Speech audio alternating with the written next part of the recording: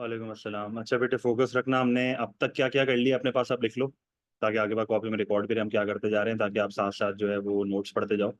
हमने अब तक जो है वो मैक्रो के बेसिक्स पढ़ लिए हैं। सही है। हमने जो है वो इन्फ्लेशन के अफेक्ट्स पढ़ लिए हैं, इन्फ्लेशन होता क्या है वो पढ़ लिया है, इन्फ्लेशन के कॉजेस पढ़ लिए हैं। हमने जो है वो डीफ्लेशन के कॉजेस पढ़ लिए हैं, डीफ्लेशन के अफेक्ट्स पढ़ लिए हैं। हमने डीफ्लेशन और इन्फ्लेशन का डिफरेंस सीख लिया है। फिर उसके बाद हमने इकोनॉमिक ग्रोथ का टॉपिक पढ़ा था लास्ट क्लास में। पॉलिसीज अब तक हमने नहीं करी है, पॉलिसीज में अभी अनएम्प्लॉयमेंट कराऊंगा, उसके बाद पॉलिसी स्टार्ट करूंगा। तो पॉलिसीज हम इस तरीके से करेंगे कि एक बार जब अनएम्प्लॉयमेंट अभी खत्म हो जाएगा ना, तो फिर हम इन्फ्लेशन की पॉलिसीज, डिफ्लेशन की पॉलिसीज, अनएम्प्लॉयमेंट की पॉलिसीज और इकोनॉमिक ग्रोथ की पॉलिसीज एक साथ पढ़ेंगे। ठीक है। और उसी के साथ मैं आपको पॉवर्टी भी पढ़ा दूंगा। फिर अब सुनना जरा गौर से। देखो, जब हम अनएम्प्लॉयमेंट की बात करते हैं ना, तो सबसे पहले आपको अनएम्प्लॉयमेंट के बारे में क्या क्या पता होना चाहिए। बेटा, मनी एंड बैंकिंग माइक्रो के रिवीजन में पढ़ा दिया था। बेटा क्या हो गया, कौन से नशे कर रहे हो? मैथ में इतने गुमनाम थे कि आपको पता ही नहीं है वो हो गया है। ड्राइव चेक करो जरा।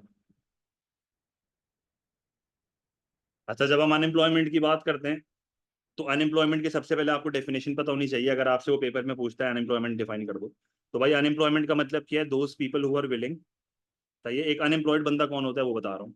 एक अनएम्प्लॉयड बंदा वो होता है जो कि विलिंग होता है और एबल होता है to work. A person who is willing and able to work, और but is without a job. सही है। A person who is willing and able to work but is without a job. ये एक आपका first part of the definition है। ये आपका first part of the definition है। सही है। तो आपने उसको क्या बताया? अनएम्प्लॉयड लोग वो लोग होते हैं जो willing and able to work होते हैं, पर उनके पास नौकरी नहीं होती। एक और चीज यहाँ पर आपको पता होनी चाहिए कि अनएम्प्लॉयड लोग वो लोग होते हैं जो एक्टिवली सीख कर रहे होते हैं जॉब, एक्टिवली सीकिंग जॉब। ठीक है। इसका मतलब ये हुआ कि अनएम्प्लॉयड लोग वो लोग होते हैं जिनको हम कहते हैं इकोनॉमिकली एक्टिव। इकोनॉमिकली एक्टिव वो लोग होते हैं जो एक्टिवली नौकरी ढूंढ रहे हैं। एक और चीज जो यहाँ पर आपको बहुत बेसिक सी पता होनी चाहिए, वो ये पता होनी चाहिए कि भाई वर्किंग एज पॉपुलेशन क्या है, मतलब काम करने की उम्र क्या होती है। सही है। तो वर्किंग एज पॉपुलेशन जो है वो क्या होती है? वर्किंग एज पॉपुलेशन आपकी होती है 16 से लेके 65। ये वर्किंग एज पॉपुलेशन है वर्ल्ड वाइड। फिर आपको एक और चीज पता होनी चाहिए कि लेबर फोर्स क्या होता है। तो लेबर फोर्स में दो तरह के लोग आते हैं। लेबर फोर्स में जो है वो एम्प्लॉयड भी आते हैं, वो लोग जो नौकरी में हैं। और लेबर फोर्स में जो है वो लोग भी आते हैं जो नौकरी में नहीं है, दैट इज अनएम्प्लॉयड। अब यहाँ पर एक बहुत इंपॉर्टेंट सवाल आ जाता है। यहाँ पर एक इंपॉर्टेंट सवाल ये आ जाता है कि भाई अनएम्प्लॉयमेंट रेट कैसे निकलेगा। सही है। तो अगर फॉर एग्जाम्पल मुझे जो है वो अनएम्प्लॉयमेंट रेट निकालना है, अब अनएम्प्लॉयमेंट रेट से आपको ये चीज समझ आ जानी चाहिए कि हम एक परसेंट निकाल रहे हैं। जब भी परसेंट निकालते हैं तो मल्टीप्लाइड बाय 100 कर रहे होते हैं। पर फॉर्मूला क्या है? तो अनएम्प्लॉयमेंट रेट का फॉर्मूला होता है those who are unemployed divided by the labour force. बच्चे अक्सर पेपर में गलती क्या करते हैं, ये अपने पास लिख लेना। बेध्यानी में वो जो है वो अनएम्प्लॉयड लोगों को पॉपुलेशन से डिवाइड कर देते हैं। अगर आपने नंबर ऑफ पीपल अनएम्प्लॉयड को पॉपुलेशन से डिवाइड कर दिया ना, तो इसका मतलब आपका आंसर गलत है, क्योंकि हर बंदा लेबर फोर्स में नहीं होता। अभी मैं आपको बताऊंगा कि ऐसे कौन से लोग हैं जो लेबर फोर्स का पार्ट नहीं होते। फिर आप इसको जो है वो मल्टीप्लाइड बाय 100 कर दोगे। जैसे एक न्यूमेरिकल एग्जाम्पल बना के दे रहा हूँ आपको।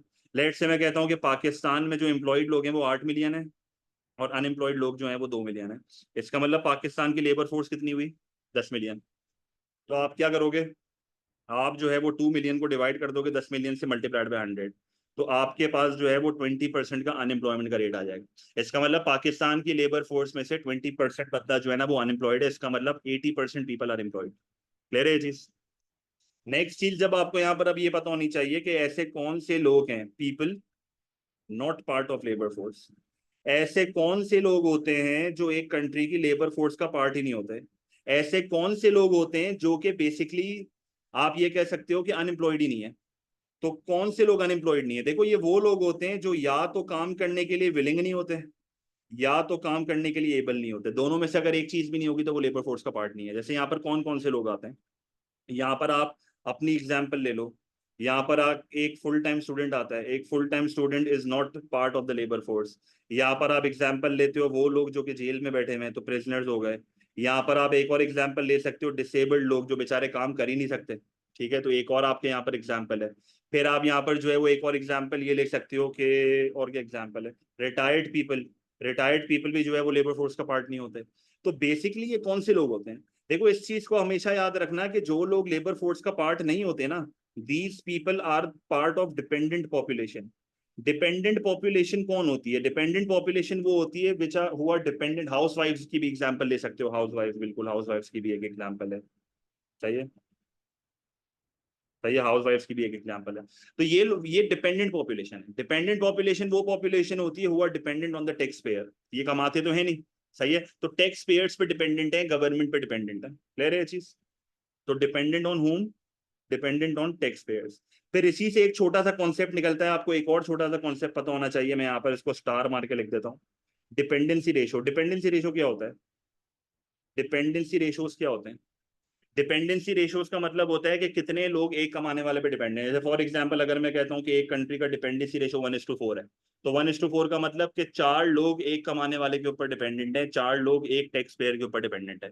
हमेशा याद रखना, जैसे पाकिस्तान जैसी जो कंट्रीज होती है ना, वहां पर पॉपुलेशन है बहुत ज्यादा, सही है, यहाँ पर अल्लाह वाले सब चल रहे होते हैं, ठीक है।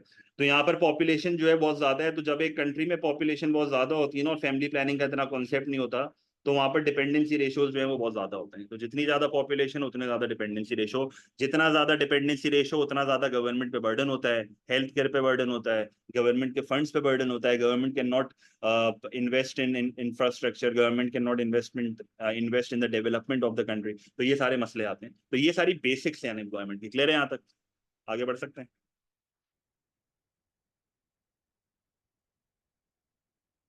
अच्छा फिर, अच्छा नेक्स्ट चीज अब आपकी यहाँ पर क्या है, जरा गौर से सुनते रहना भाई। नेक्स्ट चीज यहाँ पर आपकी आती है, what are the types, what are the causes of unemployment.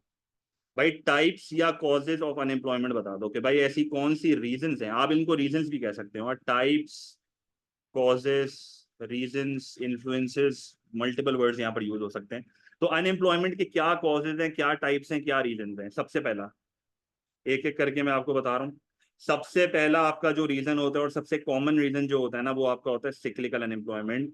और सिक्लिकल अनएम्प्लॉयमेंट को जो है वो दूसरे लफ्जों में एक बच्चा जो है वो पेपर में डिमांड डेफिशिएंट अनएम्प्लॉयमेंट से भी डिनोट कर सकता है, सही है। अब इन दोनों चीजों का मतलब सेम ही है, पर ग्राफिकली दोनों में फर्क आ जाता है। बेसिकली ये अनएम्प्लॉयमेंट कब होती है? जब एक इकोनॉमी में लैक ऑफ एग्रीगेट डिमांड होता है, और उस लैक ऑफ एग्रीगेट डिमांड के होने की वजह से इकोनॉमी में जो है वो प्रोडक्शन कम होती है, इकोनॉमी में डिमांड फॉर लेबर कम होता है, और इकोनॉमी में जो अनएम्प्लॉयमेंट एग्रीगेट डिमांड के कम होने की वजह से बढ़ती है ना, वो डिमांड डेफिशिएंट या सिक्लिकल अनएम्प्लॉयमेंट होती है। मतलब बेसिकली कहने का मकसद ये है कि ये वो अनएम्प्लॉयमेंट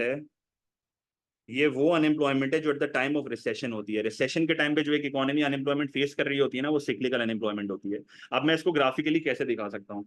आप यहाँ पर एक डायग्राम एग्रीगेट डिमांड के कम होने का बना दो, सही है, तो मैं आपके सामने यहाँ पर एक मैक्रो का ग्राफ बना रहा हूँ। ये थोड़े बहुत मैक्रो के ग्राफ अगर आपको पेपर में आते होंगे ना, और अगर आपने बना दिए तो इसका बहुत क्रेडिट होता है पेपर में, जरूरी नहीं होता। प्राइस लेवल लिखा, रियल जीडीपी लिखा, aggregate supply, aggregate demand, macro का ग्राफ है तो लेबलिंग देखो मैक्रो वाली हो रही है। आपने जो है वो क्या करा, एग्रीगेट डिमांड को कम करके दिखाया। जैसे ही आपने एग्रीगेट डिमांड को कम करने दिखाया, तो आप देखो क्लियरली आप उसको शो कर रहे हो कि एक कंट्री का रियल जीडीपी कम हो गया है। तो इस रियल जीडीपी के कम होने से आपने उसको ये चीज शो कर दी कि this is what demand deficient unemployment is, कि जब एक इकोनॉमी में बहुत ज्यादा कम डिमांड होती है तो उसकी वजह से प्रोडक्शन कम होती है, अनएम्प्लॉयमेंट बढ़ जाती है। आप इसको एक इकोनॉमिक साइकिल से भी दिखा सकते हो। इकोनॉमिक साइकिल से कैसे दिखाते हैं? इकोनॉमिक साइकिल याद है? सबसे पहले वाई एक्सिस पे लिखते हैं रियल जीडीपी, एक्स एक्सिस पे लिखते हैं टाइम, फिर अपन जो है ना वो एक यहाँ पर रोलर कोस्टर टाइप चीज बनाते हैं, ठीक है। आपको स्टेजेस याद होने चाहिए, ये आपका ग्रोथ का स्टेज है, फिर जो आपका पीक पॉइंट होता है उसको बूम कहते हैं, फिर जो नीचे गिरने वाला पॉइंट होता है उसको रिसेशन कहते हैं, सबसे लोएस्ट पॉइंट जो होता है उसको स्लम कहते हैं, और फिर वापसी ग्रोथ स्टार्ट हो जाती है। मैं आपके लिए हाईलाइट कर रहा हूँ कि सिक्लिकल अनएम्प्लॉयमेंट किधर होती है, दिस इज सिक्लिकल अनएम्प्लॉयमेंट। ये जो फॉलिंग पार्ट होता है ना इकोनॉमी का, रियल जीडीपी कम हो रहा होता है और रिसेशन के टाइम पे जो अनएम्प्लॉयमेंट होती है, उसको कहते हैं सिक्लिकल अनएम्प्लॉयमेंट। कोई मसला है यहाँ तक? तो ये एक वाइड स्प्रेड अनएम्प्लॉयमेंट है। देखो पेपर में अच्छे वर्ड यूज करोगे तब जाके आपको क्रेडिट्स मिलेंगे। ये वाइड स्प्रेड अनएम्प्लॉयमेंट है। वाइड स्प्रेड अनएम्प्लॉयमेंट का मतलब क्या है? इसका मतलब है कि पूरी इकोनॉमी में अनएम्प्लॉयमेंट आ रही है। ये वाइड स्प्रेड अनएम्प्लॉयमेंट है, ऐसा नहीं है कि कोई एक सेक्टर फेस कर रहा है या कुछ नंबर ऑफ इंडिविजुअल्स फेस कर रहे हैं या इकोनॉमी का एक हिस्सा फेस कर रहा है, पूरी इकोनॉमी एक साथ फेस कर रही होती है। ये क्लियर है ये चीज? अच्छा भाई, फिर एक और आपकी यहाँ पर अनएम्प्लॉयमेंट होती है, वो कौन सी होती है? उसको कहते हैं स्ट्रक्चरल। अब स्ट्रक्चरल अनएम्प्लॉयमेंट एक ऐसी अनएम्प्लॉयमेंट है जिसके साथ बहुत सारी अनएम्प्लॉयमेंट कनेक्टेड है। हम जरा सुनना, बड़ा सिंपल तरीके से समझा रहा हूँ। स्ट्रक्चरल अनएम्प्लॉयमेंट का सबसे बड़ा जो आपका यहाँ पर फैक्टर होता है ना, वो ये होता है कि भाई अगर फॉर एग्जांपल मैं कहता हूँ कि डिमांड ऑफ अ सेक्टर अगर कम हो गया, जैसे फॉर एग्जांपल मैं आपको कहता हूँ कि लेट से एक कंट्री है, सही है, लेट से मैं कहता हूँ कि एक कंट्री है जो कि प्राइमरी सेक्टर से होते हुए सेकेंडरी सेक्टर पे जा रही है, जो कि प्राइमरी सेक्टर से होते हुए सेकेंडरी सेक्टर पे जा रही है, सेकेंडरी सेक्टर से होते हुए टर्शरी सेक्टर पे जा रही है। इसका मतलब एक कंट्री डेवलप होते जा रही है। जब एक कंट्री डेवलप होते जाती है ना, तो हर सेक्टर में डिमांड कम हो रही होती है। जैसे अगर पाकिस्तान कल को डेवलप होना स्टार्ट हो गया तो प्राइमरी सेक्टर में डिमांड कम होगी, फिर सेकेंडरी में बढ़ना शुरू होगी। मजीद डेवलप होगा तो सेकेंडरी में डिमांड कम होगी, टर्शरी सेक्टर में डिमांड बढ़ना शुरू हो जाएगी लेबर की। इसका मतलब क्या हुआ कि ये जो एक इकोनॉमी जब डेवलप करती है और उस दौराने में सर्टेन सेक्टर्स में जो अनएम्प्लॉयमेंट होती है ना, उसको स्ट्रक्चरल अनएम्प्लॉयमेंट कहते हैं। तो ये आपका पहला रीजन होता है स्ट्रक्चरल का। अच्छा, स्ट्रक्चरल में आपकी एक और रीजन आ जाती है भाई, स्ट्रक्चरल अनएम्प्लॉयमेंट में आपकी जो है वो ऑक्यूपेशनल इमोबिलिटी भी आ जाती है। सही है, ये बहुत सारी एक में कनेक्टेड है और ये पेपर में अलग अलग पॉइंट्स काउंट होते हैं, इस चीज को दिमाग में रखना, ये सब अलग अलग पॉइंट्स हैं। ऑक्यूपेशनल इमोबिलिटी का मतलब क्या है? ऑक्यूपेशनल इमोबिलिटी का मतलब क्या है? जब एक कंट्री ओवर स्पेशलाइज्ड होती है किसी एक चीज में और अगर उसकी डिमांड कम हो गई, अगर एक कंट्री ओवर स्पेशलाइज्ड है किसी एक सेक्टर में और उस सेक्टर की अगर डिमांड कम हो गई ना, तो एकदम से लोग अनएम्प्लॉयड हो जाएंगे। क्यों? बिकॉज लोगों में लैक ऑफ स्किल्स होंगी, लोगों में जो है वो लैक ऑफ क्वालिफिकेशंस होंगी। उनको सिर्फ एक ही काम आता होगा, जब आप उनको दूसरे काम में डालोगे तो वो नहीं कर पाएंगे। इसका मतलब ये जो ऑक्यूपेशनल इमोबिलिटी की वजह से अनएम्प्लॉयमेंट होती है ना, वो भी आपकी स्ट्रक्चरल अनएम्प्लॉयमेंट का ही पार्ट है। फिर इसी तरीके से आपकी एक और अनएम्प्लॉयमेंट होती है जिसको कहते हैं रीजनल अनएम्प्लॉयमेंट। ये जो रीजनल अनएम्प्लॉयमेंट है ये भी कहीं ना कहीं स्ट्रक्चरल अनएम्प्लॉयमेंट का ही हिस्सा बनती है। क्योंकि रीजनल अनएम्प्लॉयमेंट में क्या होता है कि जब आपकी इकोनॉमी में बहुत ज्यादा ज्योग्राफिकल इमोबिलिटी हो। ज्योग्राफिकल इमोबिलिटी का मतलब क्या है? ज्योग्राफिकल इमोबिलिटी का मतलब होता है जब एक वर्कर एक जगह से दूसरी जगह पे नहीं जा सकता। सही है, तो ये इसकी मल्टीपल रीजंस हैं। फैमिली टाइज की वजह से भी होता है, लैक ऑफ हाउसेस की वजह से भी होता है, लैक ऑफ ट्रांसपोर्ट की वजह से भी होता है। तो इन सारे जैसे फॉर एग्जांपल पाकिस्तान में बलोचिस्तान में बहुत ज्यादा अनएम्प्लॉयमेंट है, क्यों? क्योंकि लोग वहां पर जाना नहीं चाह रहे। तो रीजनल अनएम्प्लॉयमेंट, कुछ एरियाज में ज्यादा अनएम्प्लॉयमेंट है, कुछ एरियाज में कम अनएम्प्लॉयमेंट। फिर एक और आपकी अनएम्प्लॉयमेंट होती है जिसको अपन कहते हैं टेक्नोलॉजिकल अनएम्प्लॉयमेंट। ये सबसे सिंपल अनएम्प्लॉयमेंट है। भाई टेक्नोलॉजिकल अनएम्प्लॉयमेंट की जब हम बात करते हैं तो इसका भी सेम सीन है। ये कब होता है? जब मशीन्स जो हैं रिप्लेस कर लेती हैं वर्कर्स को। और जब मशीन्स वर्कर्स को रिप्लेस कर लेती हैं और उससे जो अनएम्प्लॉयमेंट होती है उसको टेक्नोलॉजिकल अनएम्प्लॉयमेंट कहते हैं। क्लियर है यहाँ तक? कोई टेंशन? तो स्ट्रक्चरल में ना बहुत सारी अनएम्प्लॉयमेंट आ जाती है। कोई सवाल यहाँ तक? ये सारी आपको पता होनी चाहिए। अच्छा भाई, फिर आपकी एक और अनएम्प्लॉयमेंट जो कि एक बच्चे को यहाँ पर पता होनी चाहिए, वो होती है फ्रिक्शनल अनएम्प्लॉयमेंट। फ्रिक्शनल अनएम्प्लॉयमेंट का क्या मतलब है? ये जो फ्रिक्शनल अनएम्प्लॉयमेंट होती है, फ्रिक्शनल अनएम्प्लॉयमेंट का क्या मतलब होता है? सही है, जब हम फ्रिक्शनल अनएम्प्लॉयमेंट की बात करते हैं तो फ्रिक्शनल अनएम्प्लॉयमेंट में क्या होता है कि time delay between changing jobs. सही है, ये बेसिकली क्या होती है? Time delay between changing jobs. जब आप एक नौकरी से दूसरी नौकरी में जाते हो, जब आप दूसरी नौकरी ढूंढ रहे होते हो, तो उस टाइम पे फ्रिक्शनल अनएम्प्लॉयमेंट होती है। अच्छा, फ्रिक्शनल अनएम्प्लॉयमेंट की ना एक बहुत बड़ी रीजन भी है। फ्रिक्शनल अनएम्प्लॉयमेंट की एक बहुत बड़ी वजह क्या होती है? Lack of information about jobs. मतलब अगर एक बंदे को नहीं पता ना कि कौन कौन सी नौकरी अवेलेबल है, कहाँ पर अवेलेबल है, तो उसको नौकरी ढूंढने में और टाइम लगता है। तो lack of information about job vacancies, अगर आपको जॉब वैकेंसीज के बारे में नहीं पता ना, तो आप बहुत लंबे टाइम तक अनएम्प्लॉयड रहोगे, क्योंकि आप ढूंढते रह जाओगे नौकरी। सही, और उस नौकरी ढूंढने में आपको बहुत टाइम लग रहा होगा। आप इसको जो है ना वो पेपर में सर्च अनएम्प्लॉयमेंट से भी याद कर सकते हो। सर्च अनएम्प्लॉयमेंट का मतलब क्या होता है? जब आप पेपर में जो है, जब आप इकोनॉमी में जो है वो लोग नौकरी ढूंढ रहे होते हैं, तो सर्च करने में बहुत टाइम लग रहा होता है नौकरी, तो ये आपकी सर्च अनएम्प्लॉयमेंट में आ जाती है। सही है, ये नॉर्मली कब होता है? When there is a mismatch. सही है, ये नॉर्मली कब होता है? When there is a mismatch. Mismatch का मतलब क्या होता है कि जॉब्स में और लोगों की क्वालिफिकेशंस में एक तरह से मिसमैच है। ऐसा नहीं कह रहा कि मैं लोग क्वालिफाइड नहीं है, हैं क्वालिफाइड, पर उनके लिए सूटेबल जॉब्स अवेलेबल नहीं है, या तो उनको पता नहीं है। सही है, तो उस वजह से भी आपकी जो है यहाँ पर सर्च अनएम्प्लॉयमेंट आ जाती है। अच्छा, फिर दो अनएम्प्लॉयमेंट जो है ना वो एक साथ आती हैं। एक आपकी होती है वॉलेंट्री। वॉलेंट्री अनएम्प्लॉयमेंट क्या होती है? जब एक बंदा जो है ना वो अपनी मर्जी से नौकरी छोड़ देता है। अब ये नॉर्मली कब होता है? देखो, वॉलेंट्री अनएम्प्लॉयमेंट की सबसे बड़ी वजह होती है हाई अनएम्प्लॉयमेंट बेनिफिट्स। जब एक गवर्नमेंट जो है वो हाई अनएम्प्लॉयमेंट बेनिफिट्स देती है और लोगों को मुफ्तखोरी में लगा देती है और लोगों को घर बैठने के पैसे देती है ना, तो उस टाइम पे लोग वॉलेंट्री अनएम्प्लॉयमेंट हो जाते हैं। दे आर डिस्करेज्ड सही है, they are discouraged from seeking unemployment. ये कहते हैं कि अगर गवर्नमेंट हमें बैठे बैठे जो है पैसे दे रही है तो हम नौकरी क्यों करें और हम नौकरी क्यों ढूंढें, तो they are discourage from seeking employment. यहाँ पर आप ये भी कह सकते हो कि लोग पॉवर्टी ट्रैप का शिकार हो जाते हैं। जब एक बार बंदे को मुफ्तखोरी लग जाती है ना मुंह पे, वो पॉवर्टी ट्रैप में आ जाता है, गरीबी के जाल में फंस जाता है वो हमेशा के लिए। ठीक है। अच्छा, यहाँ पर एक और जो आतिफ ने मुझे एक अच्छा पॉइंट बता दिया, वॉलंटरी अनएम्प्लॉयमेंट को लिंक कर सकते हो with casual unemployment. Casual unemployment exactly voluntary आप नहीं कह सकते। कैजुअल अनएम्प्लॉयमेंट ये होती है कि एक बंदे ने बस ऐसे ही छोड़ दी, तफरी में नौकरी छोड़ दी, उसने बोला कि मैं अभी नौकरी छोड़ रहा हूँ और मैं 6 महीने बाद वापसी ज्वाइन करूंगा। ये भी कोविड के टाइम पे हुआ था। सही है। लोग जो है वो कैजुअली नौकरी छोड़ देते हैं और कहते हैं कि यार मैं ब्रेक ले रहा हूँ, और उस वो 6 महीने का ब्रेक लेके फिर वापसी नौकरी ज्वाइन करते हैं। तो दिस इज कैजुअल अनएम्प्लॉयमेंट। आप अपनी मर्जी से जो है ना वो नौकरी छोड़ रहे हो। क्लियर है चीज। फिर आपकी एक और बहुत अच्छी अनएम्प्लॉयमेंट होती है जिसमें इंडिया की सबसे बड़ी मिसाल है। इंडिया में जो है वो दिसंबर के महीने में फार्मर्स के पास काम नहीं होता। इंडिया में जो है वो दिसंबर के महीने में फार्मर्स के पास काम नहीं होता। Seasonal unemployment. Seasonal unemployment basically क्या होती है? सीजनल अनएम्प्लॉयमेंट ये होती है कि डिमांड फॉर लेबर, सही है, demand for labour may fall at certain times of the year.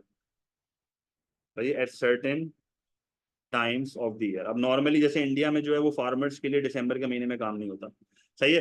तो सीजनल अनएम्प्लॉयमेंट में क्या होता है? सीजनल अनएम्प्लॉयमेंट में जो है वो बेसिकली क्या होता है कि लोगों के पास जो है वो नौकरी नहीं होती कुछ टाइम के लिए, जैसे 1-2 महीने के लिए। जैसे पाकिस्तान में भी बहुत कॉमन है, जब टूर का सीजन नहीं चल रहा होता तो लोग नॉर्दर्न साइड्स में नहीं जा रहे होते, तो उस टाइम पे वहाँ के जो लोग होते हैं वो अनएम्प्लॉयड होते हैं। पर क्या सीजनल अनएम्प्लॉयमेंट इतनी ज्यादा हार्मफुल है? नहीं है। क्योंकि जो बंदा सीजनली अनएम्प्लॉयमेंट अनएम्प्लॉयड का शिकार होता है ना, उसको ये चीज पता है कि यार अगर मेरे पास अभी नौकरी नहीं है, मैं एक फाइनेंशियल बैकअप बना लेता हूँ, क्योंकि उसको इस चीज का अंदाजा है कि मेरा सीजन इस टाइम पे नहीं आएगा, तो वो अपना फाइनेंशियल बैकअप बना के रखते हैं। क्लियर है ये चीज? कोई मसला है यहाँ तक? अच्छा, जनरली अगर आपको सारी टाइप्स ऑफ अनएम्प्लॉयमेंट अगर पीपीसी के थ्रू बतानी है, अगर आपको पीपीसी के थ्रू सारी अनएम्प्लॉयमेंट दिखानी है, मैंने आपको 2 डायग्राम्स तो बना के दिखा दिए पीछे वैसे। मैंने आपको एग्रीगेट डिमांड कम करके भी दिखा दी और मैंने आपको ना साइक्लिकल वाला सीन भी दिखा दिया। पर अगर मुझे पेपर में उसको 3 चीजें शो करनी है, मुझे क्या क्या शो करना है? मुझे उसको पेपर में शो करनी है अनएम्प्लॉयमेंट। पीपीसी का कॉन्सेप्ट रिवाइज करा रहा हूँ। मुझे उसको पेपर में शो करनी है अनएम्प्लॉयमेंट। मुझे उसको पेपर में शो करनी है अनएम्प्लॉयमेंट फॉर एग्जाम्पल कम करके। और मुझे जो है वो उसको पेपर में शो करनी है अनएम्प्लॉयमेंट जो है वो बढ़ा के। तो मैं कौन सा ग्राफ यहाँ पर यूज कर सकता हूँ? तो आप जो है वो यहाँ पर एक बहुत अच्छा सा ग्राफ बना सकते हो पीपीसी का। आप यहाँ पर एक प्रोडक्शन पॉसिबिलिटी कर्व बनाओ। वाई एक्सिस पे आप लिखोगे गुड वाई, एक्स एक्सिस पे आप लिखोगे गुड एक्स। ये आपकी आ गई ए बी। लेबलिंग बहुत इंपॉर्टेंट होती है आपकी। आपने जो है वो परफेक्ट अपने लिए ग्राफ बना दिया। अब आप इस ग्राफ से ना बड़ी आसानी से उसको ये चीज शो कर सकते हो कि अनएम्प्लॉयमेंट क्या है। आप यहाँ पर बस इनसाइड द पीपीसी एक पॉइंट शो करो ई का। ये ई जो है वो आपको शो कर रहा है अनएम्प्लॉयमेंट। ये ई आपको क्या शो कर रहा है? अनएम्प्लॉयमेंट। क्लियर है ये चीज? कोई मसला? अच्छा, फिर जो है आप उसको फिर आप उसको अनएम्प्लॉयमेंट कम करके भी दिखा सकते हो। भाई अनएम्प्लॉयमेंट कम करने का मतलब क्या है? अनएम्प्लॉयमेंट कम करने का मतलब है कि आपके रिसोर्सेज जो है वो बेटर यूटिलाइज हो रहे हैं। जब आपके रिसोर्सेज जो है वो बेटर यूटिलाइज होते हैं तो इससे क्या होता है? इससे जो है वो ये होता है कि आप अगर फॉर एग्जाम्पल अभी करंटली अनएम्प्लॉयमेंट है, सही है, तो इससे क्या होगा? इससे जो है वो आपकी इकोनॉमी में आप टूवर्ड्स द पीपीसी जाओगे। सही है, आप टूवर्ड्स द पीपीसी जाओगे। तो अगर मैं ई से ई1 जा रहा हूँ, पीपीसी की तरफ जा रहा हूँ, तो ये मुझे शो कर रहा है कि अनएम्प्लॉयमेंट क्या हो रही है? कम हो रही है। और अगर मुझे अनएम्प्लॉयमेंट जो है वो बढ़ा के दिखानी है, तो अनएम्प्लॉयमेंट बढ़ा के कैसे दिखा रहा हूँ? सही है। अनएम्प्लॉयमेंट बढ़ा के कैसे दिखाऊंगा? मैं जो है वो एक पॉइंट शो करूंगा यहाँ पे, और इस पॉइंट को जो है वो पीछे कर दूंगा, ये मेरा ई1 हो जाएगा।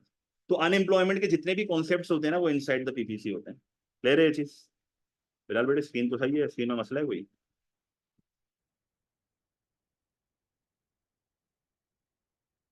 कोई सवाल यहाँ तक? स्ट्रक्चरल अनएम्प्लॉयमेंट में ऑक्यूपेशनल इमोबिलिटी का मतलब ये होता है जब लैक ऑफ स्किल्स होती हैं और लोग एजुकेटेड नहीं होते ना, तो उनको दूसरी नौकरी जो है वो नहीं मिल रही होती। और लैक ऑफ स्किल्स होती हैं तो उस वजह से लोगों को नौकरी नहीं मिल रही होती। लॉन्ग लास्टिंग अनएम्प्लॉयमेंट होती है, बहुत टाइम तक वो अनएम्प्लॉयड होते हैं। तो ये जब स्ट्रक्चरल चेंजेस एक इकोनॉमी में आते हैं ना, तब स्ट्रक्चरल अनएम्प्लॉयमेंट होती है। जैसे टेक्नोलॉजिकल अनएम्प्लॉयमेंट भी स्ट्रक्चरल का पार्ट है। सही है, तो ये सारी अनएम्प्लॉयमेंट उसी का पार्ट है। ठीक है, कह रहे चीज। अच्छा, अब बहुत इंपॉर्टेंट सेगमेंट जिस पे पेपर पे 8-8 मार्क के सवाल आते हैं, जरा गौर से सुनना। यहाँ आपकी पार्टिसिपेशन भी मुझे थोड़ी चाहिए होगी। सबसे पहले यहाँ पर मैं बात कर रहा हूँ फर्म्स की। वो बेटा उस पर पॉलिसीज पे बात करेंगे बेटा, हमसे अभी बात नहीं कर रहा हूँ दोबारा में। अनएम्प्लॉयमेंट कम कैसे करनी है वो पॉलिसीज में बात करेंगे, अभी वो छोड़ दो। अब मैं फर्म्स और प्रोड्यूसर्स की बात कर रहा हूँ। और मैं यहाँ पर आपसे ये चीज डिस्कस कर रहा हूँ कि अगर एक इकोनॉमी में अनएम्प्लॉयमेंट फॉल हो जाती है।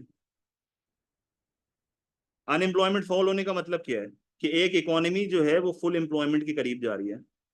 अनएम्प्लॉयमेंट फॉल होने का मतलब क्या है कि एक इकोनॉमी जो है वो फुल एम्प्लॉयमेंट के करीब जा रही है। इसके क्या प्रोज एंड कॉन्स होते हैं? तो सबसे पहले जो है हम प्रोज की बात कर लेते हैं, हम सबसे पहले एडवांटेजेस की बात कर लेते हैं कि एक बिजनेस को क्या फायदा होगा जब एक इकोनॉमी में अनएम्प्लॉयमेंट कम होगी। तो प्रोड्यूसर के पॉइंट ऑफ व्यू से मुझे बताओ क्या फायदा होगा कि अगर एक इकोनॉमी में अनएम्प्लॉयमेंट कम हो जाएंगी। तो सबसे बेसिक पॉइंट यहाँ पर आपको मुझे सबसे पहले सबने दे दिया कि भाई इनकम्स बढ़ेंगी।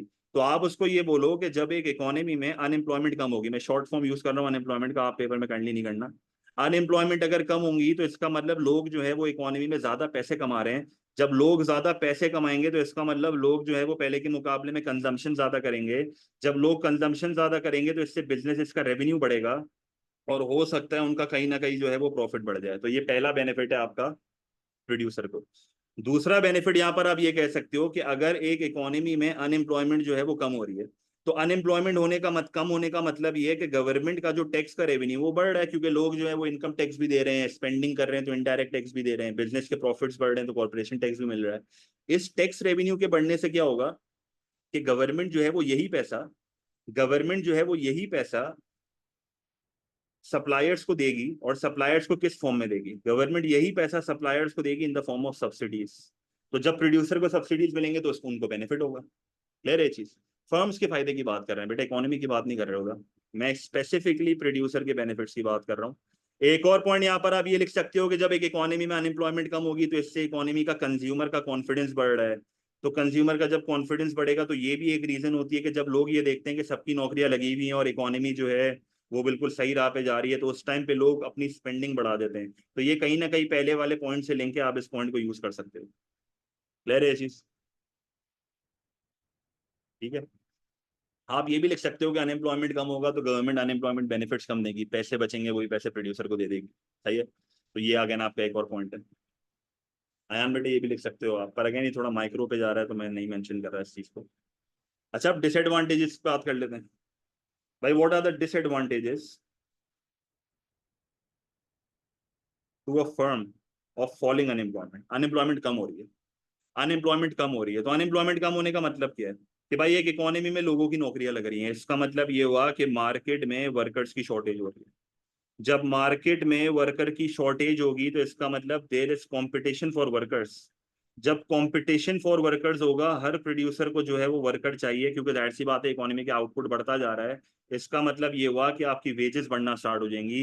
वेजेस बढ़ना स्टार्ट हो जाएंगी तो बिजनेस की कॉस्ट बढ़ना स्टार्ट हो जाएगी, बिजनेस की कॉस्ट बढ़ेगी तो इकोनॉमी में उनके प्रॉफिट्स कम होंगे।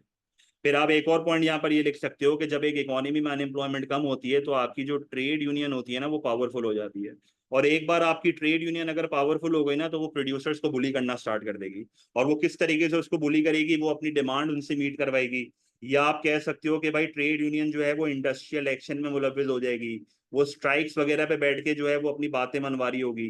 तो ये सारी बातें यहाँ पर आप उनको लिख सकते हो, क्योंकि मार्केट में और लेबर तो अवेलेबल नहीं है। अगर ट्रेड यूनियन अपनी डिमांड रखता भी है तो उसको ये डिमांड मीट करनी पड़ेगी, क्योंकि अगर वो वर्कर को निकाल देगा तो दूसरा कहाँ से लेगा? इकोनॉमी में अनएम्प्लॉयमेंट इतनी कम है। कह रहे चीज।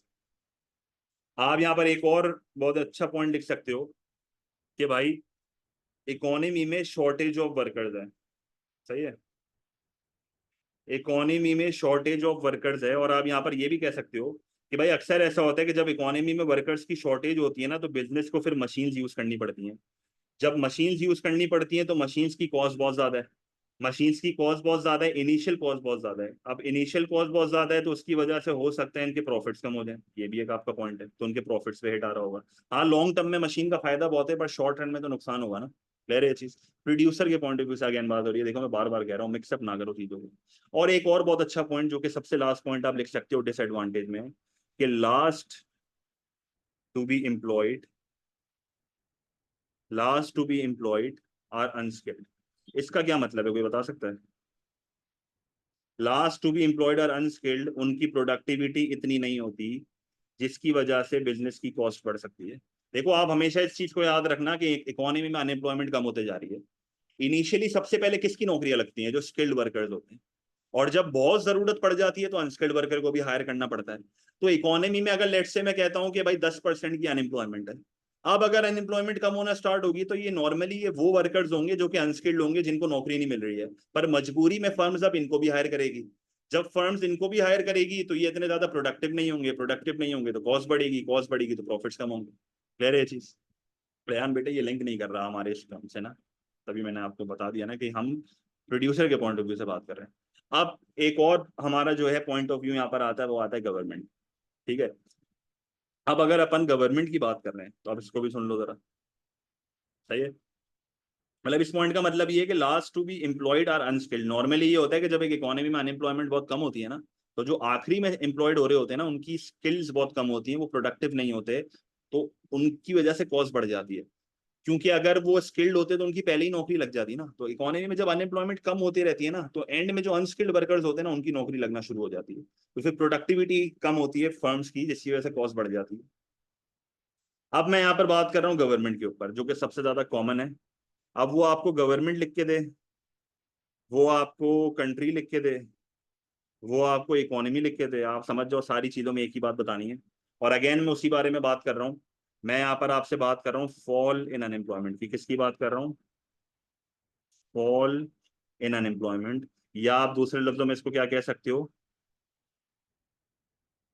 Full employment. ठीक है, तो यहाँ पर अगेन हम इसी के प्रोज एंड कॉन्स डिस्कस कर रहे हैं। तो सबसे पहला अब यहाँ पर हम बात कर रहे हैं एडवांटेजेस की, कि भाई ऐसे क्या फायदे हैं इकोनॉमी को। अब इकोनॉमी ना एक बहुत ब्रॉड टर्म है, यहाँ पर बहुत पॉइंट्स आ सकते हैं आपके। सही है, तो एक पॉइंट यहाँ पर आप ये लिख सकते हो सबसे पहला, कि भाई सबसे बेसिक पॉइंट सबसे पहले बताओ। आप बोलो कि अगर एक इकोनॉमी में अनएम्प्लॉयमेंट कम होती है तो इससे गवर्नमेंट का टैक्स का रेवेन्यू बढ़ता है। अब मैं इस पॉइंट को बहुत समझा सकता हूँ फर्दर। आप उसको बोलो गवर्नमेंट का इनडायरेक्ट टैक्स रेवेन्यू भी बढ़ रहा है, गवर्नमेंट का जो है वो इनकम टैक्स रेवेन्यू भी बढ़ रहा है, गवर्नमेंट का कॉर्पोरेशन टैक्स रेवेन्यू भी बढ़ रहा है, हर तरह का टैक्स रेवेन्यू बढ़ रहा है, जिसकी वजह से गवर्नमेंट जो है वो यही पैसा दूसरी जगहों पे स्पेंड कर सकती है। तो गवर्नमेंट की जो स्पेंडिंग है वो बढ़ जाएगी, for example on education, for example on health care. आप मल्टीपल एग्जाम्पल जो है वो यहाँ पर दे सकते हो। क्लियर है? एक और बहुत अच्छा पॉइंट यहाँ पर आप ये लिख सकते हो कि अगर एक इकोनॉमी में अनएम्प्लॉयमेंट कम हो जाएगी तो आपको एज अ गवर्नमेंट आपकी स्पेंडिंग जो है वो कम हो जाएगी। किस चीज के ऊपर? On unemployment benefits. क्योंकि जाहिर सी बात है अगर लोगों की नौकरियां लग रही हैं तो जाहिर सी बात है आपको अनएम्प्लॉयमेंट बेनिफिट्स तो नहीं देने पड़ेंगे, और अगर आपको अनएम्प्लॉयमेंट बेनिफिट्स नहीं देने पड़ेंगे तो ये आपका एक बेनिफिट है। फिर यहाँ पर आप एक और पॉइंट की यहाँ पर बात कर सकते हो कि यार अगर एक इकोनॉमी में अनएम्प्लॉयमेंट कम होगा ना, तो इससे इकोनॉमी का क्राइम रेट भी कम हो जाएगा। जब इकोनॉमी का क्राइम रेट कम हो जाएगा तो इसका मतलब गवर्नमेंट की मजीद स्पेंडिंग कम होगी। अच्छा, किस चीजों पे स्पेंडिंग कम होगी? गवर्नमेंट की स्पेंडिंग कम होगी ऑन जेल्स वगैरह, गवर्नमेंट की स्पेंडिंग कम होगी ऑन पुलिस फोर्स। गवर्नमेंट को इतना ज्यादा खर्चा नहीं करना पड़ेगा लॉ एंड ऑर्डर पे, तो यही पैसा फिर हम कहीं और भी लगा सकते हैं। ठीक है, और इन्हीं लेबर को कहीं और इस्तेमाल कर सकते हैं। फिर आप एक बहुत जनरल बेसिक यहाँ पर पॉइंट लिखो कि यार अगर एक इकोनॉमी में अनएम्प्लॉयमेंट कम हो रही है तो इसका मतलब लोगों की जो है वो इनकम्स बढ़ रही हैं। लोगों की इनकम्स बढ़ेंगी तो इकोनॉमी में जो है वो पहले के मुकाबले में पॉवर्टी कम होगी, गरीबी कम होगी, लोगों के स्टैंडर्ड ऑफ लिविंग बढ़ जाएंगे। तो ये एक और आपका पॉइंट आ जाएगा। फिर आप एक और पॉइंट लिखोगे यार अगर इकोनॉमी में अनएम्प्लॉयमेंट कम हो रही है तो इकोनॉमी का आउटपुट बढ़ेगा। इकोनॉमी के आउटपुट बढ़ने का मतलब है कि इकोनॉमी जो है वो ग्रो कर रही है, इकोनॉमी का रियल जीडीपी बढ़ेगा, क्योंकि जाहिर सी बात है आउटपुट बढ़ रहा है, इकोनॉमी का रियल जीडीपी बढ़ेगा, लोग ज्यादा पैसे कमा रहे हैं, खर्च ज्यादा कर रहे हैं, तो ये भी एक बहुत बड़ा फायदा है। फिर आप यहाँ पर ये भी लिख सकते हो कि अनएम्प्लॉयमेंट कम होने का मतलब है आपका आउटपुट बढ़ रहा है। आउटपुट बढ़ने का मतलब है लोगों की चॉइसेस बढ़ेंगी, लोगों की चॉइसेस बढ़ेंगी, इससे भी स्टैंडर्ड ऑफ लिविंग बढ़ेगा। एक और बहुत अच्छा पॉइंट यहाँ पर मेरे पास आ गया कि यार अगर अनएम्प्लॉयमेंट के कम होने से आउटपुट बढ़ रहा है, इसका मतलब हो सकता है आपके एक्सपोर्ट का रेवेन्यू भी बढ़ जाए। एक्सपोर्ट का रेवेन्यू बढ़ेगा तो इससे आपकी कंट्री का जो है वो ट्रेड जो होगा वो सरप्लस हो जाएगा, बैलेंस ऑफ ट्रेड। क्लियर है ये चीज? तो ये भी एक बहुत अच्छा पॉइंट है। क्लियर है ये सारे? फिर आप फर्दर बता सकते हो कि इकोनॉमिक ग्रोथ से एफडीआई भी आती है, और बहुत सारे पॉइंट्स आ सकते हैं। देखो आप इस तरीके से अगर पेपर में एनालाइज करोगे ना तो आप कम पॉइंट्स में भी ज्यादा मार्क्स उठा सकते हो, अगर एक पॉइंट को सही से एनालाइज कर दिया आपने। अब मुझे नुकसान बताने हैं कि यार अगर एक इकोनॉमी में अनएम्प्लॉयमेंट कम हो रही है ना तो इसके नुकसान क्या हैं। मतलब जैसे हम नॉर्मली हमेशा फायदे ही सोचते हैं, नुकसान यहाँ पर क्या होंगे? कि अगर एक इकोनॉमी में अनएम्प्लॉयमेंट कम हो रही है तो व्हाट आर द डिसएडवांटेजेस। बिल्कुल एक बेसिक डिसएडवांटेजेस की पहले बात कर लेते हैं। भाई आप उसको बताओ अनएम्प्लॉयमेंट कम हो रही है, अनएम्प्लॉयमेंट कम होने का मतलब है लोग पैसे ज्यादा कमा रहे हैं। लोग पैसे ज्यादा कमा रहे हैं तो इसका मतलब कंजम्पशन भी ज्यादा कर रहे हैं। जब कंजम्पशन ज्यादा करेंगे तो सी बढ़ रहा है, सी बढ़ने का मतलब क्या हुआ? एग्रीगेट डिमांड बढ़ेगा, और एग्रीगेट डिमांड के बढ़ने की वजह से इकोनॉमी में क्या होती है? शॉर्टेज। उस शॉर्टेज की होने की वजह से कंट्री का प्राइस लेवल क्या होगा? बढ़ जाएगा। जब ये प्राइस लेवल बढ़ेगा तो कौन सी इन्फ्लेशन आ जाएगी? Demand pull inflation. कौन सी इन्फ्लेशन आ जाएगी? Demand pull inflation. क्लियर है ये चीज? फिर आप एक और पॉइंट यहाँ पर ये लिखो कि यार अगर एक इकोनॉमी में अनएम्प्लॉयमेंट जो है वो कम हो रही है, इसका मतलब ये हुआ कि मार्केट में वर्कर्स की शॉर्टेज है। जब मार्केट में वर्कर्स की शॉर्टेज होगी तो जाहिर सी बात है आपकी वेजेस पुश होना शुरू हो जाएंगी ऊपर की तरफ। इससे बिजनेसेस की कॉस्ट बढ़ेगी। जब कॉस्ट बढ़ेगी तो इससे कौन सी इन्फ्लेशन आती है? Cost push inflation. फिर एक और पॉइंट यहां पर आप लिख सकते हो कि भाई इकोनॉमी में अगर अनएम्प्लॉयमेंट कम हो रही है तो इसका मतलब लोग पैसे बहुत ज्यादा कमा रहे हैं। जब लोग पैसे बहुत ज्यादा कमा रहे हैं तो इसका मतलब इम्पोर्ट्स भी ज्यादा करेंगे। जब इंपोर्ट ज्यादा करेंगे तो इससे इंपोर्ट का एक्सपेंडिचर बढ़ेगा। जब इंपोर्ट का एक्सपेंडिचर बढ़ेगा तो इससे जो है वो हमारा बैलेंस ऑफ ट्रेड जो है वो डेफिसिट हो रहा होगा। इसको आप फर्दर इस तरीके से बता सकते हो कि कंट्री के आउटफ्लोज बढ़ रहे हैं, जिसकी वजह से current account of the balance of payment आपका जो है ना वो डेफिसिट हो जाएगा। तो ये एक आपकी बहुत फर्दर चेंज हो जाएगी अगर आप इसको और डिटेल में बता दें। सही है। एक बहुत अच्छा पॉइंट यहाँ पर ये भी है कि आपके रिसोर्सेज जो है वो एग्जॉस्ट हो जाएंगे। ये बहुत अच्छा पॉइंट है। आपके रिसोर्सेज जो है वो एग्जॉस्ट हो जाएंगे। एग्जॉस्ट होने का मतलब क्या है? देखो अनएम्प्लॉयमेंट बहुत कम है, सही है, प्रोडक्शन बहुत ज्यादा हो रही है, आउटपुट बहुत ज्यादा बढ़ रहा है, आपके रिसोर्सेज एग्जॉस्ट हो रही हैं। आपकी रिसोर्सेज हो सकता है डिप्लीट हो जाए। ठीक है, तो इससे क्या होगा? इससे अनसस्टेनेबल ग्रोथ है, क्योंकि फ्यूचर जनरेशन के लिए तो कुछ बचेगा ही नहीं। सही है, इकोनॉमिक ग्रोथ में भी ये पॉइंट सिखाया था ना आपको। ठीक है, तो डिमांड पुल इन्फ्लेशन वाला पॉइंट लिख दिया तो ये सही है। अच्छा, एक और बहुत अच्छा पॉइंट आप ये लिखो कि क्योंकि इकोनॉमी में वेजेस ज्यादा हैं। सही है। हो सकता है कि आपकी इकोनॉमी में मल्टानेशनल ना आए, डिस्करेज हो जाए, क्योंकि भाई मल्टानेशनल्स कुछ किन कंट्रीज में आती हैं?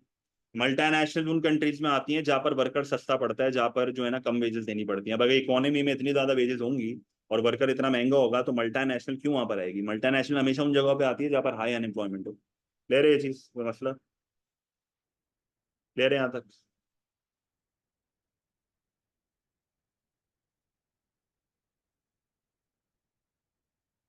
अच्छा भाई, आप सुनना जरा एक और बात। अगर एक बंदा अनएम्प्लॉयड है, सही है, एक बंदा अनएम्प्लॉयड है, सही है, एक बंदा अनएम्प्लॉयड है, उसको क्या डिसएडवांटेजेस हैं? एक बंदा अनएम्प्लॉयड है, उसको क्या डिसएडवांटेजेस हैं? डिसएडवांटेजेस टू इंडिविजुअल की बात कर रहा हूँ। अगर मैं कल को मेरी नौकरी चली जाती है तो मुझे क्या नुकसान होंगे? पहला नुकसान तो मुझे ये होगा कि मेरी हेल्थ डिटोरिएट होना शुरू हो जाएगी, ब्रेन ब्रेन ड्रेन होगा। बिल्कुल, बहुत अच्छा पॉइंट है। हेल्थ मेरी कम होना स्टार्ट होगी, मेरी मेंटल मेंटल हेल्थ के ऊपर अफेक्ट आ रहा होगा। सही है, मेरी मेंटल हेल्थ के ऊपर अफेक्ट आ रहा होगा। सही है, नेगेटिवली। ठीक है, और क्या लिख सकते हैं? आप ये लिखोगे कि भाई मैं अनएम्प्लॉयड हो जाऊंगा तो मेरी इनकम्स कम हो जाएंगी। मेरी इनकम्स गिर जाएगी तो इसका मतलब ये हुआ कि मैं पॉवर्टी का भी शिकार हो सकता हूँ। मेरी स्टैंडर्ड ऑफ लिविंग भी कम हो जाएगा। और क्या पॉइंट आ सकते हैं यहाँ पे? बेसिक नेसेसिटीज अफोर्ड नहीं कर पाएंगे, बिल्कुल।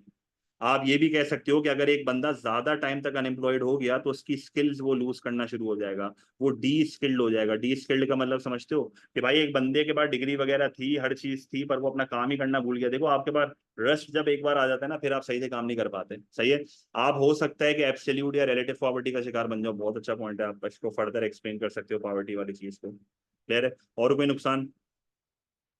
मेरे ख्याल में यही नुकसान हो सकते हैं एक इंडिविजुअल को जब वो अनएम्प्लॉयड होगा। अब देखो क्वेश्चंस क्या आते हैं। सही है। आप ये भी लिख सकते हो कि भाई अपने चिल्ड्रन की एजुकेशन अफोर्ड नहीं कर पाएगा तो इससे ओवरऑल इकोनॉमी को और नुकसान हो रहा होगा। अब यहाँ पर इस चीज को समझो कि अगर मैं प्रोड्यूसर्स की बात कर रहा हूं और मैंने यहाँ पर लिखा हुआ है फॉल इन अनएम्प्लॉयमेंट, अगर मैं इसको राइज इन अनएम्प्लॉयमेंट कर दूं, अगर मैं इसको राइज इन अनएम्प्लॉयमेंट कर दूं, आप इन पॉइंट्स को फ्लिप कर देना। Flip these points. फ्लिप करने का मतलब क्या है? जो एडवांटेजेस है वो डिसएडवांटेज हो जाएंगे, जो डिसएडवांटेज है वो एडवांटेज हो जाएंगे। मतलब बेसिकली आप घुमा दोगे पॉइंट्स। जैसे मैं एक मिसाल देता हूँ। अगर एक इकोनॉमी में अनएम्प्लॉयमेंट बढ़ रही है, मैंने नुकसान में क्या लिखा हुआ है? अनएम्प्लॉयमेंट बढ़ रही है। आप जरा सुनना गौर से, अनएम्प्लॉयमेंट बढ़ रही है। नहीं, सुनना जरा, मैं बता रहा हूँ किस तरीके से फ्लिप करना है। अनएम्प्लॉयमेंट अगर बढ़ रही है तो इसका मतलब वर्कर्स का सरप्लस होगा, वेजेस कम होंगी, प्रॉफिट बढ़ जाएगा। समझ आया? अगर अनएम्प्लॉयमेंट बढ़ेगी तो वर्कर्स का सरप्लस होगा, वेजेस कम होंगी, प्रॉफिट्स बढ़ जाएंगे। अगर अनएम्प्लॉयमेंट बढ़ जाएगी तो ट्रेड यूनियन की पावर कम हो जाएगी, इंडस्ट्रियल एक्शंस कम हो जाएंगे, जिसकी वजह से प्रोड्यूसर का फायदा होगा। अनएम्प्लॉयमेंट बढ़ जाएगी तो मुझे मशीन पे नहीं जाना पड़ेगा, मेरे मशीन के पैसे बच जाएंगे। अच्छा भाई, अब फायदों को नुकसान में कन्वर्ट करते हैं। तो ये फायदों को नुकसान में, अनएम्प्लॉयमेंट बढ़ेगी तो प्रॉफिट्स कम होंगे क्योंकि इनकम्स कम हो जाएंगी, अनएम्प्लॉयमेंट बढ़ेगी तो टैक्स रेवेन्यू कम हो जाएगा, मुझे सब्सिडीज नहीं मिलेंगी, अनएम्प्लॉयमेंट बढ़ेगी तो कंज्यूमर का कॉन्फिडेंस कम होगा, स्पेंडिंग कम हो जाएगी। तो कहने का मकसद है अगर आपने एक बार फॉल इन अनएम्प्लॉयमेंट सीख लिया तो राइज इन अनएम्प्लॉयमेंट के पॉइंट्स को आपको फ्लिप करना है, थोड़ा दिमाग आपको बेटा पेपर में लगाना पड़ेगा। क्लियर है? आप हर चीज याद करके नहीं जा सकते, आप सिर्फ एक साइड के एडवांटेज डिसएडवांटेज याद करके जाओगे, दूसरा आप खुद पेपर में करोगे। इसी तरीके से आप ये देखो गवर्नमेंट का, मैंने आपको बताया फॉल इन अनएम्प्लॉयमेंट के ये फायदे हैं, आप इन्हीं को डिसएडवांटेजेस में कन्वर्ट कर दो। आप बताओ टैक्स रेवेन्यू कम होगा, अनएम्प्लॉयमेंट बेनिफिट ज्यादा देने पड़ेंगे, प्रेजेंस और पुलिस फोर्स पर ज्यादा खर्चा करना पड़ेगा क्योंकि क्राइम रेट बढ़ेगा, पॉवर्टी बढ़ेगी, स्टैंडर्ड ऑफ लिविंग कम होंगे, इकोनॉमिक ग्रोथ कम होगी, चॉइसेस कम होंगी, एक्सपोर्ट का रेवेन्यू कम होगा। नुकसान को फायदों में बदलो, आप बोलो कि डिमांड पुल इन्फ्लेशन कंट्रोल हो जाएगी, आप बोलो कॉस्ट पुश इन्फ्लेशन कंट्रोल हो जाएगी, आप यहाँ पर बोलो कि हमारा बैलेंस ऑफ ट्रेड का डेफिसिट कम हो जाएगा क्योंकि people won't have money to spend on imports, आप लिखो कि मेरे रिसोर्सेज एग्जॉस्ट नहीं होंगे, सस्टेनेबल ग्रोथ की तरफ मैं जा रहा हूँ, मेरे रिसोर्स डिप्लीट नहीं होंगे, फ्यूचर जनरेशन के लिए भी बचेगा। आप बोलो कि इकोनॉमी में वेजेस कम होंगी, लो वेजेस होंगी तो मल्टीनेशनल आपकी कंट्री में आके पैसा लगाएगी। समझ आया? क्लियर है ये चीज? तो मैंने आपके सामने बड़ी डिटेल में यहाँ पर चेन्स बनाई है, आप इन चेन्स को यूज करके बड़ी आसानी से ये बता सकते हो, टेंशन नहीं होनी चाहिए। एक और बहुत सिर्फ वेरिएंट टू करो, सिर्फ वेरिएंट टू। सही है। एक और बहुत अच्छा पॉइंट याद दिला दिया, मुझे याद नहीं आ रहा था, फुल एम्प्लॉयमेंट का मतलब क्या है, जरा ये सीख लो भाई। फुल एम्प्लॉयमेंट का मतलब क्या होता है? फुल एम्प्लॉयमेंट का मतलब होता है 2 से 3% की अनएम्प्लॉयमेंट, ये हमेशा याद रखना। फुल एम्प्लॉयमेंट का मतलब क्या होता है? 2 से 3% की अनएम्प्लॉयमेंट। फुल एम्प्लॉयमेंट का मतलब बिल्कुल ये नहीं होता कि इकोनॉमी में 100% एम्प्लॉयमेंट है। अगर मैं ये कहता हूँ ना कि पाकिस्तान में फुल एम्प्लॉयमेंट है, अभी भी कुछ ऐसे लोग होंगे जो सीजनली अनएम्प्लॉयड होंगे। भाई अभी भी कुछ ऐसे लोग होंगे जो सीजनली अनएम्प्लॉयड होंगे, जो फ्रिक्शनली अनएम्प्लॉयड होंगे, जिन जो कोई दूसरी नौकरी ढूंढ रहे हैं, जो वॉलंटरी अनएम्प्लॉयमेंट होंगे। देखो ऐसे इकोनॉमी में नेस्टी लोग या सीजनली अनएम्प्लॉयड लोग या फ्रिक्शनली अनएम्प्लॉयड लोग हमेशा एग्जिस्ट करेंगे, ये हमेशा एक इकोनॉमी में एग्जिस्ट करेंगे। तो 2 से 3% की unemployment is considered full employment. सही है? 2 से 3% unemployment is considered full employment. Clear है? तो this is a natural rate of unemployment, ये हमेशा एग्जिस्ट करेगा। क्लियर है ये चीज? नहीं हो सकती बेटा, हमारे इम्पॉसिबल है, किसी कंट्री में फुल एम्प्लॉयमेंट किसी कंट्री में नहीं होती, क्योंकि फुल एम्प्लॉयमेंट का एक और मसला भी है ना, उससे हाइपर इन्फ्लेशन आ जाती है, रिसोर्सेज खत्म हो गई हैं, आप कैसे डिमांड मीट करोगे? फिर अच्छा, अब इसके क्वेश्चन जरा देख लेते हैं थोड़े बहुत।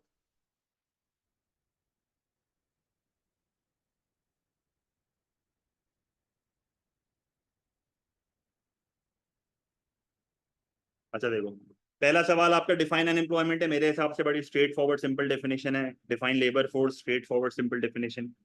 डिफाइन अनएम्प्लॉयमेंट रेट, ये भी एक बहुत बड़ी स्ट्रेट फॉरवर्ड सिंपल डेफिनेशन है, मेरे ख्याल में इसका मसला नहीं होना चाहिए, स्क्रीनशॉट की जरूरत नहीं है बेटा, पीडीएफ अपलोड हो जाती है, कितनी बार बताऊं ये बात में। फुल एम्प्लॉयमेंट की डेफिनेशन ये भी एक सिंपल है, ये सारी डेफिनेशन आपको याद होनी चाहिए। ये सवाल देखो कितना बच्चों वाला सवाल है, discuss whether unemployment always harms an economy. अब एक बहुत बड़ा क्वेश्चन मार्क यहाँ पे, हसन बेटा रुक जा बता रहा हूँ, एक बहुत बड़ा क्वेश्चन मार्क यहाँ पे ये है कि अनएम्प्लॉयमेंट बढ़ रही है कि गिर रही है, सवाल में लिखा हुआ है ये। इस सवाल में क्या ये चीज लिखी भी है कि अनएम्प्लॉयमेंट बढ़ रही है गिर रही है? तो मैंने लिखा हुआ है, क्या सवाल में कहीं भी मेंशन हुआ हुआ है? अगर ये आपसे जनरली पूछता है ना कि discuss whether unemployment always harms an economy, तो आपको अज्यूम करना है अनएम्प्लॉयमेंट बढ़ रही है, लिख लो अपने बात ये चीज। अगर सवाल में रेंडमली लिखा हुआ है ना कि discuss whether unemployment always harms an economy, तो आपको अज्यूम करना है कि अनएम्प्लॉयमेंट बढ़ रही है। जब तक वो आपको फॉल इन अनएम्प्लॉयमेंट या फुल एम्प्लॉयमेंट लिख के नहीं देगा ना, तब तक आप यही कंसिडर करोगे अनएम्प्लॉयमेंट बढ़ रही है। क्लियर है ये चीज? तो आपको बेसिकली अनएम्प्लॉयमेंट बढ़ने के फायदे नुकसान बताने टू एन इकोनॉमी, गवर्नमेंट की बात हो रही है, तो वो फ्लिप करके पॉइंट्स आपको करने और आपका आंसर बन जाएगा यहाँ पे। डिस्कस वेदर और not firms will benefit from a fall in unemployment, देखो उससे मेंशन किया हुआ है फॉल इन अनएम्प्लॉयमेंट, जब फॉल हो रही होगी ना तो मेंशन करेगा, और फर्म्स की बात कर रहा है तो सिर्फ फर्म्स के फायदे नुकसान बताने, ये भी हम डिस्कस कर चुके हैं। तो एक 8 मार्क का आंसर कंस्ट्रक्ट कैसे होगा? 6 पैराग्राफ्स में होगा। डेफिनेशन दोगे, 3 फायदे 2 नुकसान, या 2 फायदे 3 नुकसान, आपका मत आपके ऊपर है। क्लियर है ये चीज? तो बेटा बता रहा हूँ ना आपको कि अगर पेपर में सिर्फ अनएम्प्लॉयमेंट लिखा हुआ है तो समझ जाओ राइज हो रही है। सही है? तो राइज हो रही है इसका मतलब ये है, और अगर वो आपको खुद लिख के दे रहा है अनएम्प्लॉयमेंट फॉल हो रही है, तो फिर जाहिर सी बात है अनएम्प्लॉयमेंट फॉल हो रही है। क्लियर है ये चीज? अच्छा, analyse the causes of unemployment, तो कॉजेज लिख दे, रीजंस लिख दे, टाइप्स लिख दे, एक ही बात है। आपको जो है वो जनरली आपको जो है वो जनरली खाली बताने हैं कि आप कोई भी तीन बता दो, 6 मार्क का सवाल है, कोई भी तीन बता दो। देखो तीन चार याद कर लो, सारे याद नहीं होने चाहिए, पता सब होने चाहिए, याद तीन चार होने चाहिए। आप सबसे आसान वाले याद कर लो, सिक्लिकल याद कर लो, सीजनल याद कर लो, स्ट्रक्चरल टेक्निकल हो जाता है पर उसमें आप ऑक्यूपेशनल इमोबिलिटी वाला याद कर लो, कोई भी तीन याद कर लो। Analyse the causes of why unemployment में इंक्रीज, वही बात है, कह रहा है कि कॉजेज बता दो अनएम्प्लॉयमेंट क्यों बढ़ेगी, तो यहाँ पर भी आपको टाइप्स ऑफ अनएम्प्लॉयमेंट बतानी है, यहाँ पर भी आपको टाइप्स ऑफ अनएम्प्लॉयमेंट बतानी है। आपसे पूछ रहा है what are the causes of a rise in unemployment, तो आप बताओ सिक्लिकल अनएम्प्लॉयमेंट हो सकती है, फ्रिक्शनल हो सकती है, स्ट्रक्चरल हो सकती है, सही है, सीजनल हो सकती है। फिर पूछ रहा है how frictional and cyclical unemployment differs, तो दोनों का फर्क पूछ रहा है, तो फ्रिक्शनल और सिक्लिकल को डिफाइन करूंगा। जब भी आपसे डिफरेंस वाला क्वेश्चन पूछता है ना, तो आप सिंपली दो चीजों को डिफाइन कर देते हो बस, और कुछ नहीं करना होता। नहीं, अगर 8 मार्क्स में अगर आप डेफिनेशन नहीं भी दे रहे हैं ना, अगर आपको डेफिनेशन याद नहीं आ रही उसके बावजूद भी आप 3 वर्सेस 2 करोगे। और मैक्रो में तो मैं बच्चों को ये भी कहता हूँ कि अगर आप 2 वर्सेस 2 में भी अपने पॉइंट को सही से एनालाइज कर लो ना, आपका काम हो जाता है। पर 3 वर्सेस 2 इज ऑलवेज रिकमेंडेड, आप हमेशा सेफ साइड पे होते हो। सही है। अच्छा, फिर ये थोड़े और क्वेश्चन है, ये भी देख लो, इसको फिर अनएम्प्लॉयमेंट को रैप अप करते हैं। Discuss whether a country would benefit from having full employment, इसमें क्या बताना है। अब देखो ये मल्टीपल कैटेगरीज हैं, वो आपको फुल एम्प्लॉयमेंट भी लिख के दे सकता है, वो आपको लो अनएम्प्लॉयमेंट भी लिख के दे सकता है, वो आपको रिडक्शन इन अनएम्प्लॉयमेंट रेट भी लिख के दे सकता है, वो आपको राइज इन एम्प्लॉयमेंट भी देके लिख सकता है। सारी चीजों का मतलब एक ही है कि आपको इकोनॉमी के, आप वो आपको वो देखो, सुन लो इस चीज को, कंट्री लिखे, इकोनॉमी लिखे, सही है, या गवर्नमेंट लिखे, बात एक ही है, कोई फर्क नहीं होता। सही है। डायग्राम की जरूरत नहीं है, ना भी बनाओ, टेंशन नहीं है, एटी बढ़ा के दिखा सकते हो, बना दो, वरना मसला नहीं। और आखिरी सवाल किया, explain 2 reasons why someone may be of working age but not in the labour force. भाई आप लोग वर्किंग एज के हो पर आप लोग लेबर फोर्स में क्यों नहीं हो, क्या वजह है। आप लोग वर्किंग एज के हो पर आप लोग लेबर फोर्स में नहीं हो, क्या रीजन है। आप फुल टाइम स्टूडेंट हो। इसी तरीके से प्रेसिडेंट्स भी होते हैं, इसी तरीके से और कौन होता है, हाउस वाइफ होती हैं, सही है, हाउस वाइफ होती हैं, ठीक है। डिसेबल्ड लोग होते हैं, सही है। रिटायर्ड नहीं बोलो, रिटायर्ड तो वर्किंग एज का है ही नहीं ना, वो रिटायर हो गया। देखो ये भी एक बड़ा टेक्निकल पॉइंट है, इस चीज को मेंशन ना करो बेहतर है। आप ये कह सकते हो अर्ली रिटायर्ड हो गया है, सही है, अर्ली रिटायर हो गया।